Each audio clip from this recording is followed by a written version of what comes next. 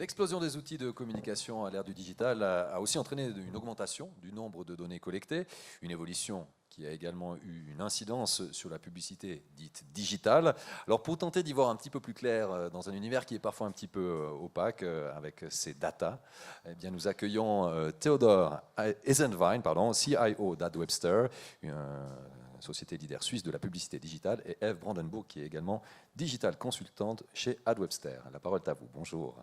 Bonjour. Donc, je vous laisse démarrer, sans autre. Alors, ce que je vous propose pour ces 30 prochaines minutes, c'est de rentrer dans le cœur des data, dans le big data. On va parler programmatique, on va parler efficacité publicitaire et big data, bien évidemment.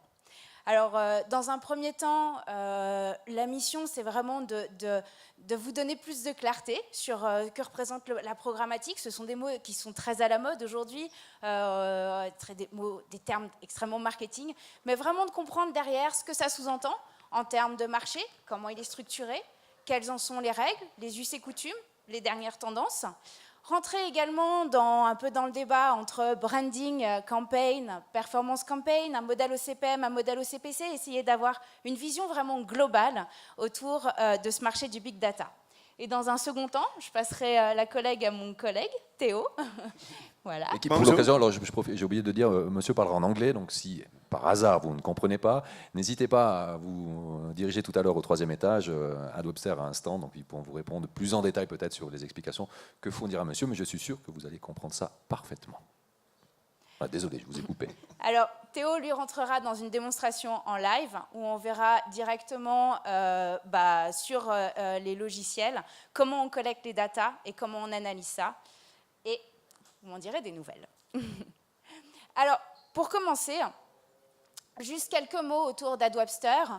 AdWebster, c'est, si je dois la qualifier, une société qui est technologique avant tout, qui a été fondée en 2010 par Andy Nigg, qui venait de chez TradeDoubler. Et c'est une société aujourd'hui qui recense 35 collaborateurs sur 2 sites, un site à Zurich et un site à Genève.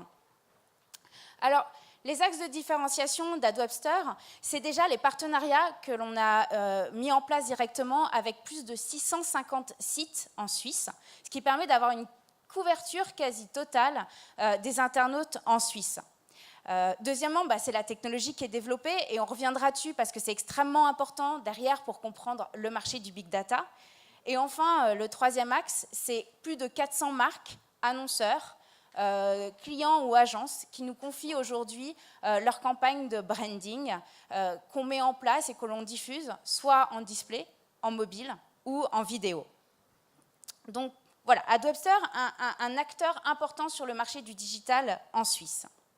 Alors, rentrons déjà sur le premier thème qui est la publicité digitale avec cette première question. Est-ce qu'aujourd'hui c'est un modèle idéal ou est-ce un modèle qui est perfectible? Alors, pour répondre à cette question, je vais commencer par une représentation du marché. Comme chaque marché commence toujours avec la même histoire, on a d'un côté la demande et de l'autre côté l'offre. Donc, au niveau de la demande, c'est donc un annonceur, qui soit client, agence, qui cherche à diffuser des campagnes publicitaires. De l'autre côté, il y a l'offre, l'éditeur de site, qui propose des achats d'espace à mettre à disposition pour les marques. Alors, si on part sur le système le plus simple, c'est ce qu'on appelle du direct bookings, de la réservation en direct. Un annonceur contacte un éditeur, ils se mettent d'accord et la publicité est diffusée, souvent sur des formats de landing page avec des habillages de home page, etc. Mais avec la programmatique, cette transaction peut se faire d'une autre manière. Et c'est ce qu'on va appeler la façon de le faire à la programmatique. Et alors, c'est un mot qu'on aime beaucoup utiliser. Oui, je fais de la programmatique, c'est super, etc. Mais derrière, qu'est-ce que c'est finalement? Et j'ai eu cette discussion avec notre fondateur, Andy, qui m'a dit, mais je vais t'expliquer la façon la plus simple, et c'est ce que je vais partager maintenant avec vous. Si ça marche exactement comme si c'était une réservation d'hôtel. Dans le passé, pour réserver une chambre d'hôtel, on appelait directement l'hôtel, l'établissement, et tac, on se mettait d'accord. Cas des direct bookings, très bien. Maintenant, on va sur un e-booking, on va avoir un réseau de sites avec un ensemble d'offres, avec des promotions, etc. Et ça, c'est la programmatique. Donc, on passe d'un système où on est en lien direct avec un intervenant que l'on choisit à un système où on est en place avec un réseau et avec des offres cumulées. Et pour que la programmatique puisse être mise en place, il faut une place de marché. Il faut un endroit où l'offre rencontre la demande. C'est ce qu'on appelle un ad exchange. Pour qu'un ad exchange puisse fonctionner, il faut que la demande et l'offre soient traduites. C'est pour ça qu'on va avoir ce qu'on appelle un DSP, Demand Side Platform, et un SSP, un Sale Side Platform. Pour la faire simple, en 2003, les premiers à avoir créé DSP et SSP, c'était Google, via un Google AdSense et un Google AdWords. Beaucoup plus simple. Mais alors, le marché de la programmatique peut encore se complexifier. On peut avoir différents types d'intervenants au sein du maillon de la chaîne, au sein de la chaîne, pardon. On peut avoir des trading desks, des DMP et tout autre ad server en cascade. Et c'est là justement où il faut faire extrêmement attention par rapport à cette règle de marché, par rapport à cette structure, c'est que cet ensemble d'intermédiaires va opacifier, va créer un manque de transparence sur la diffusion. Et c'est bien là où il faut être hyper vigilant, exigeant, pour à un moment que le marché du digital, on puisse garder la totale maîtrise, à la fois pour un annonceur où est diffusée la publicité, et à la fois pour un éditeur de savoir quelle marque va être diffusée sur son site. Vous l'avez compris aussi, il y a une deuxième conséquence par rapport à cette complexité de marché, elle est économique, puisqu'effectivement, il n'y a pas de budget, du coup l'intégralité du budget ne sera plus investie sur l'achat d'espace média, mais il y aura une ponction qui sera faite à chaque étape et au niveau de chaque intermédiaire. Donc finalement, quel est le modèle idéal? C'est de trouver le chemin le plus direct entre l'offre et la demande, mais il est quand même nécessaire d'avoir des technologies. Et c'est pour cela en étant maître de nos propres technologies, en créant nous-mêmes les plateformes de SSP et de DSP, on est à même de garder la transparence, de pouvoir vous offrir la liste des sites sur lesquels vous êtes diffusé, d'un éditeur de pouvoir dire voilà les annonceurs potentiels que vous allez avoir sur votre site.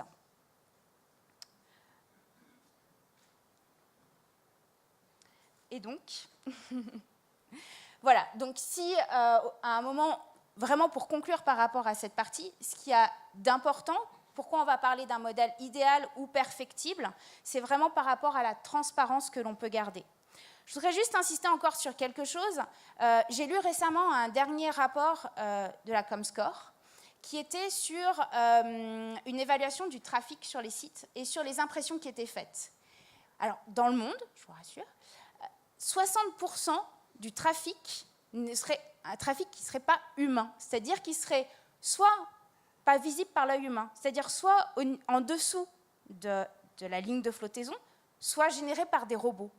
Donc c'est pour ça que c'est d'autant plus important de garder en tant qu'annonceur une réelle maîtrise sur ce qui est diffusé.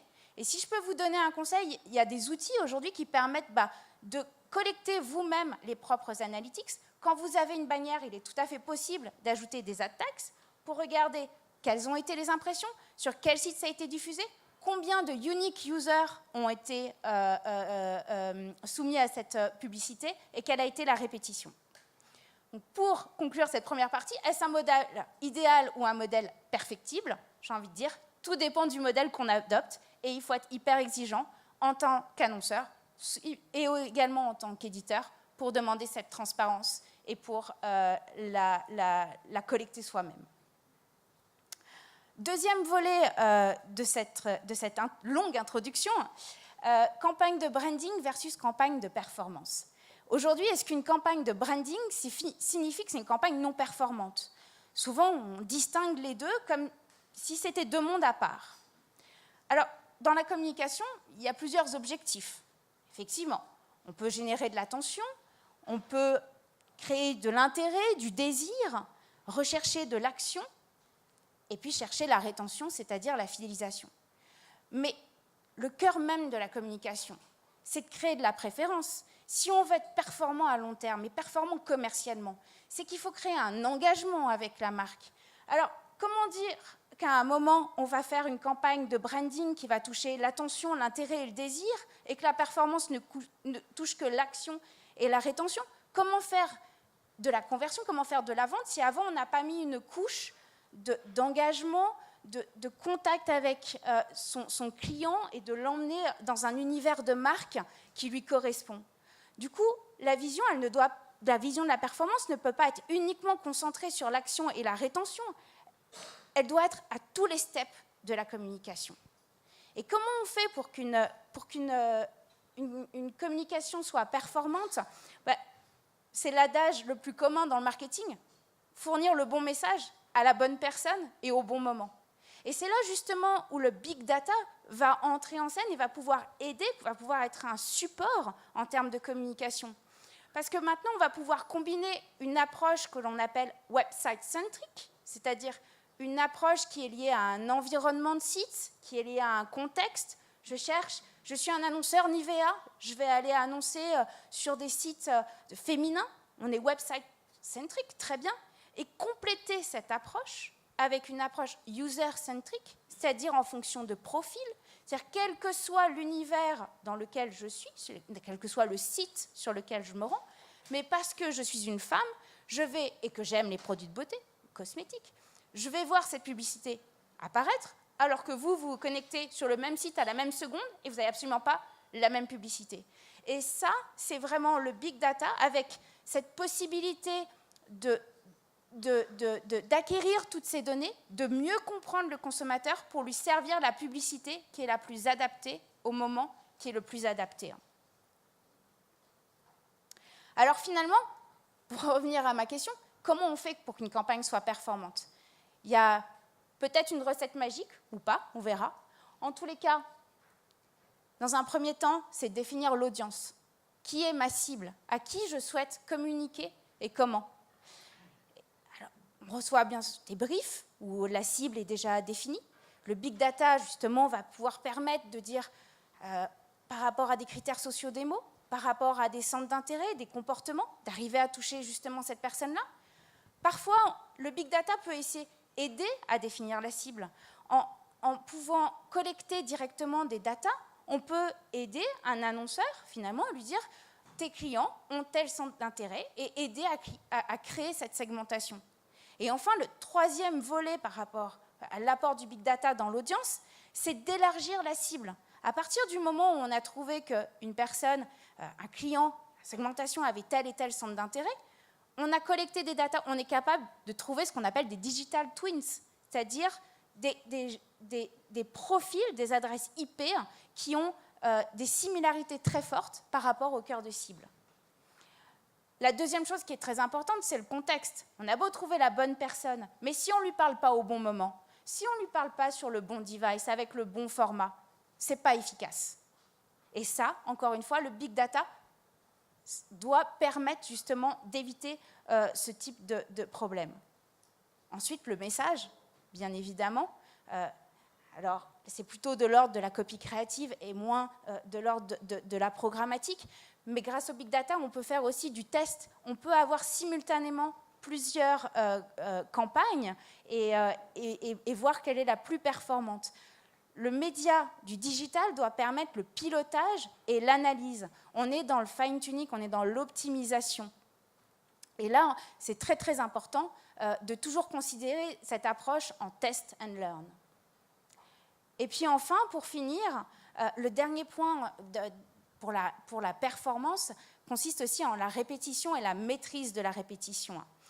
C'est peut-être quelque chose qu'on a moins l'habitude d'entendre, mais finalement, si on ne la maîtrise pas, on peut faire aussi de la contre-publicité. Être soumis à répétition toujours à la même annonce peut devenir juste ennuyeuse. Être reciblé par une marque alors qu'on a effectué un achat la veille peut créer de la contre-performance. Donc c'est très important également, et surtout lorsqu'on travaille dans des modèles au CPC, où finalement le nombre d'impressions ne va pas être un effet bloquant, on va créer des impressions jusqu'à ce qu'il y ait des clics. C'est extrêmement important de toujours considérer le capping, c'est-à-dire un niveau limite de répétition pendant qu'il y a la campagne. Et je pense qu'effectivement, si on prend en considération cet ensemble d'attributs, on peut considérer à ce moment-là qu'on fait une campagne performante. Alors, finalement, le clou de la présentation, c'était effectivement donc, un contexte pour rentrer maintenant dans le live, dans les datas, dans l'outil. Et Théo, donc, je te laisse la parole pour que tu nous présentes cet outil en live. Okay, thank you. So, as it was already mentioned, I have to do this in English. It's already quite hard to explain this, what we do with the big data, but I'll try to give you a small insight in what means big data for us. So let me just change the seats quickly.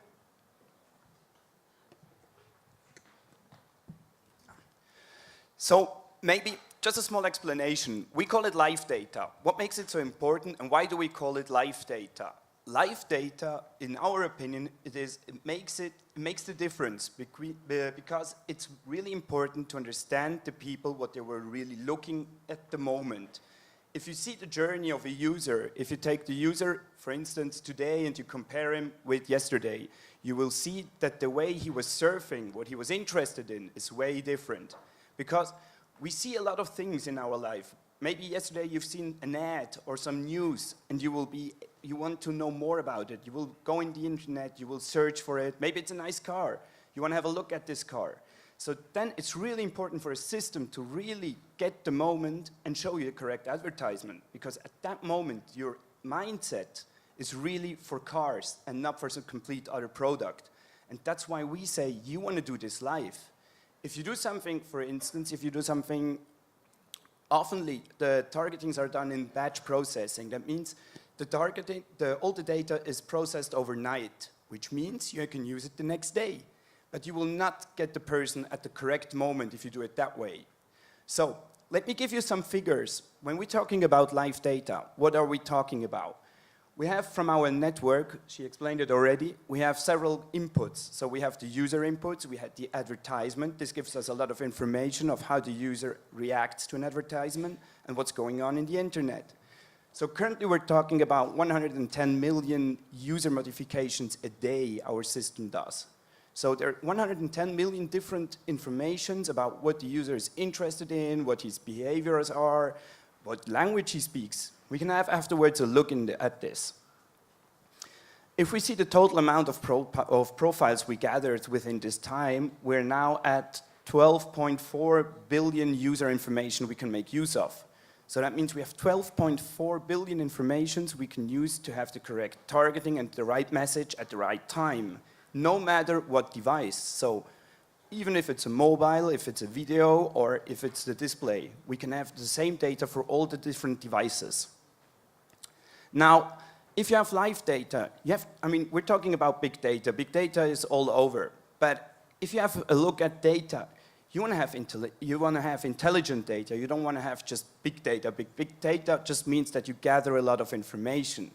But you still have to do something clever with it, right? So we developed a system where the whole user profile gets completely recalculated for each ad call.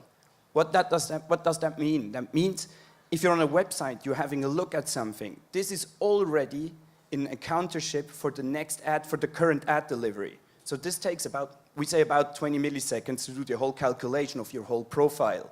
So we get all your information, what you were interested in more of the time, like let's say the last 90 days, where you're interested, and we put this in a countership to what you're currently interested, and then decide what is that what you like to see. To do this, we gather all the data we get from you. We can have a look afterwards what this data really looks like. So these are information like what browser are you using, where are you located, what are your current interests, and we put this all into one single profile. But this profile needs to be a lot more clever, because when we take a normal person, we look at his day. His day is kind of different in the morning or in the afternoon and at the night. At daytime, you're probably more B2B. You might be more interested in stuff which is useful for you at your business or whatever. But at night, I think you have complete different interests. You don't want to search for B2B stuff. You want to go out and see see some product like cosmetics or whatever, right? And we developed a system exactly taking this in countership and really take the person at the moment he's in. So we take time as a really important fact to put out what he's interested in. So if we see a person, he evolves in our system. we gather all this information from him and we let him evolve. So his profile is constantly changing. And I'd like to show you this right now in our life system.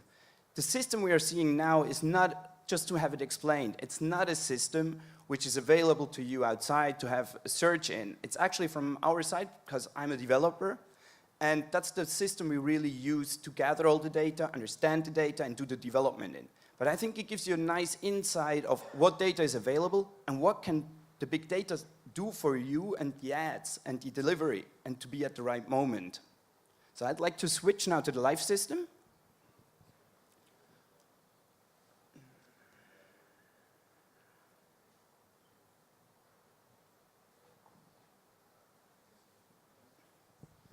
Yes.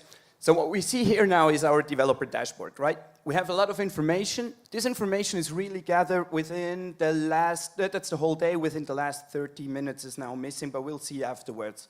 What we see now here is we have some information, for instance, what browsers the people use. Okay, we could say this is not that an important information, but if you look at the browser usage over time, you will see that there's kind of a lot of importance into it.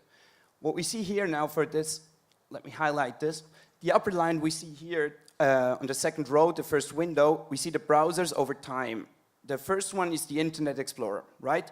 If you have a look at it, at this time, it's one of the most used browsers, right? But if you look at the morning, it's not one of the most used browsers. If you think about it, what does that mean? That actually means that most B2B users are using the Internet Explorer because corporates often have Internet Explorers in use. That's a data you can reuse already. It just seems to be so simple because you can say, okay, if somebody has an Internet Explorer, maybe a bit outdated, he's probably working in a corporate. But this would be only an assumption. If you're going now, if you're talking live data, you can watch this user, and if you see that the user is more, let's say, on newspapers or on car pages, then the live system can immediately change you to B2C. Because it recognizes that you will be probably not very interested in B2B advertisements. And that's what the live data can really do. It can decide instantly in what you can be interested in, what should be shown. There's also I would like to show you one big problem there is always, the languages. Internationally seen, there are not many places like Switzerland where you have so many languages talking in such a small place. And even a lot of people speaking more than one language. So you have to be a bit more clever because usually what is done is that the system is analyzed and they say, well, okay, your system is English, so you're probably English speaking. But if you go, for instance, to a big capital like Zurich where you have a lot of corporates, you will see that, I would say like 30% of the people would be English speaking because their systems are English operating systems. So what we do now is, we analyze in live what words the user gets in contact. So for instance, we now see one of the most used words is, one of the most interested words is Fußball. So football is kind of a word which is always around. But this word gives us the idea that these people are probably talking German. We do the same for all the different languages. We analyze the people's words they come in contact, and we analyze this and say then, okay, probably this person is talking German as a main language, but has a good idea of French, or whatever, maybe the opposite. French, he's French speaking, but, well, he has a good idea of talking German, so we can also show a German ad. I'd like to show you one more thing, which is part of our live approach. What we see here now is an overview of the traffic. So what we see here is, if you see at the upper left corner, you see a record count saying 40,594. What does that mean? That means we had 40,594 profile user modification within the last 15 minutes. On the right side, we see 34,182. These were the unique clients we could gather within the last 15 minutes. We now have the possibility to press the play button and have a look into the system in real time. So what we see now is actually the last 15 minutes of the system, of our whole network, really running. On this side, you see our user scoring model. I don't want to go too deep into this, but it gives you an idea. We see now what the people are interested in, how strong they are interested into certain things. For instance, we see now business is quite a high interest currently. We see, let's say, KMU is quite a high interest current. So the system can really see what all the people are looking for, and it also takes the whole group in countership. So for instance, I just press the pause button now, we can now deep dive into automotive. I tell the system to show me all the automotive person, and it gives me out the interests from automotive persons. So we see now, if you're in, the most persons which are now interested in automotive are also probably men's. They have a certain interest in diesel cars. They have a certain interest in BMW, Mercedes, Audi, and so on. So the system understands the person as a whole. It doesn't just goes on one target or on one behavioral. It understands the whole context of the behavioral. And that's what the data makes. It starts making it intelligent because it can start using this data to process the right interest. We can go even deeper. We can now say, we now have, let me clear the automotive. We can now drag, for instance, we can drag on our map, we can drag a rectangle, and that will show the whole traffic in this area. So now I just press the play button, and what we see now is actually the live traffic within this area with all the interests of these people. So that's the way we can do analytics on a very deep level. Because we can now, for instance, we now see parameters like, okay, French is now one of the most important languages because we just dropped the rectangle more or less in the Romandie. We also have still a lot of German-speaking people because Bern was still in my selection. And we get all this information gathered from the user in real time. So, for instance, if you can now figure out, you're in the internet, you're surfing around, everything what you see here is that what happens before your ad call happens. And that's what we say is very important because you need to understand this data in real time and not after 2 days or 3 days because then the decision is too late. You don't have to show the ad for, I don't know, for a car anymore maybe. And that's what we a lot see. So we see a lot ads which we maybe were interested a few weeks, months ago. We see them today again. And that's what we try to make it better. Yeah, that would be actually my part from the live system. Donc voilà, je crois qu'on peut les applaudir pour cette présentation. Il nous reste encore quelques minutes, donc si vous avez des questions, n'hésitez pas, lancez-vous. À moins que vous ayez été clair et limpide. Oui, il y a une question, madame, alors juste. Attendez le micro. Bonjour, je m'appelle Victoria Barras. J'ai une question en fait. J'imagine que quand vous commencez à collecter des datas, donc c'est pour les sites qui décident, enfin là, une marque qui décide de commencer à travailler avec vous. Combien de temps est-ce qu'il vous faut pour commencer à pouvoir proposer des statistiques et pouvoir mettre en place des publicités qui vont être pertinentes pour les bonnes personnes? Alors, je vais prendre la parole pour répondre à cette question. Les datas, on les collecte en permanence.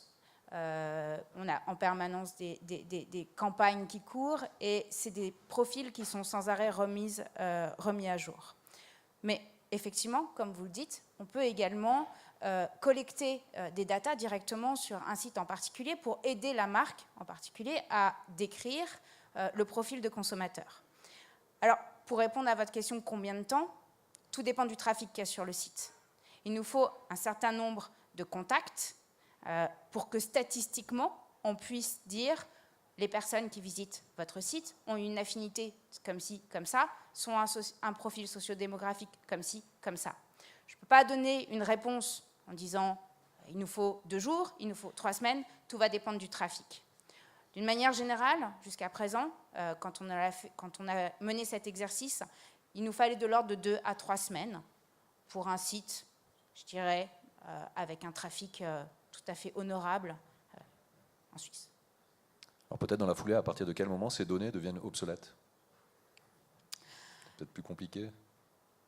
Ça dépend du client, ça dépend de... So, the question is, the data we collect, it's a good data for how long time? How much time? Okay, I get the question.